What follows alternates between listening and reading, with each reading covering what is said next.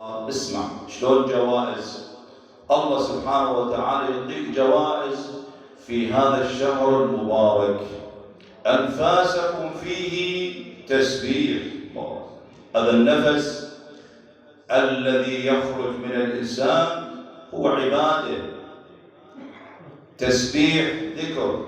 أنفاسكم فيه تسبيح ونومكم فيه عبادة.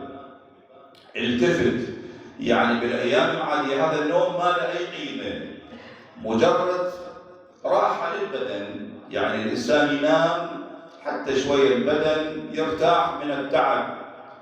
ولكن في شهر رمضان هذا النوم عبادة، ونومكم فيه عبادة.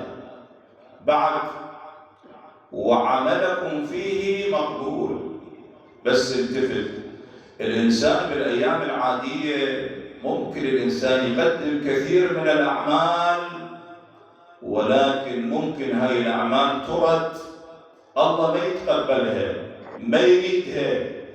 ولكن في شهر رمضان أي عمل يقدم الإنسان الله سبحانه وتعالى يتقبل هذا العمل.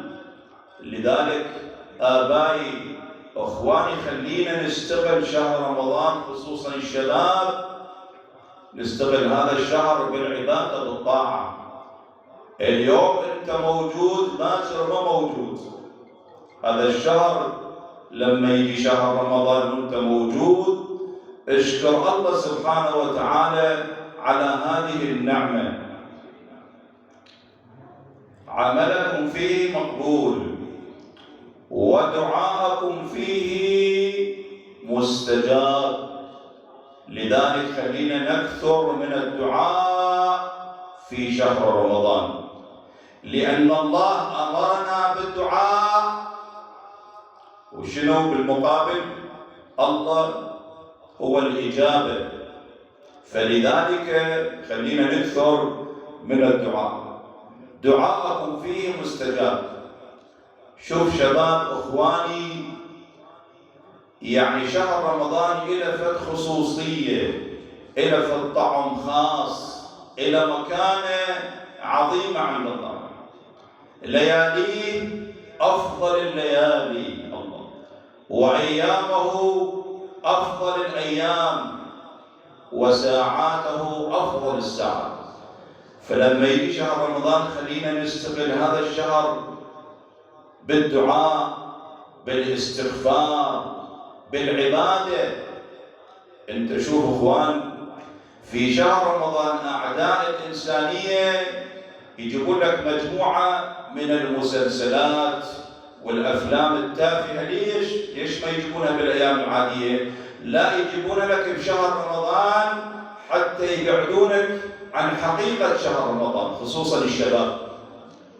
فأنا خليني أستغل شهر رمضان بالعبادة بالطاعة.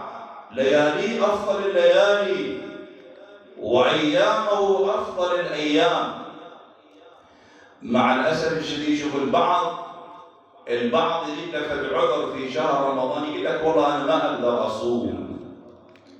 أنت اليوم إحنا ما نعلم أنت تقدر ما تقدر.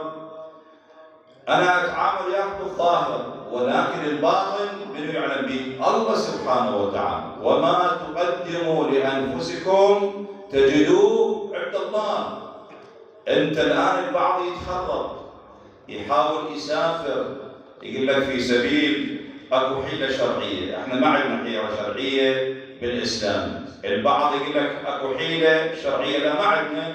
ولكن الفقهاء يجوزون السفر. نعم، الإنسان عندما يسافر يفطر، كان بعذر أو غير عذر.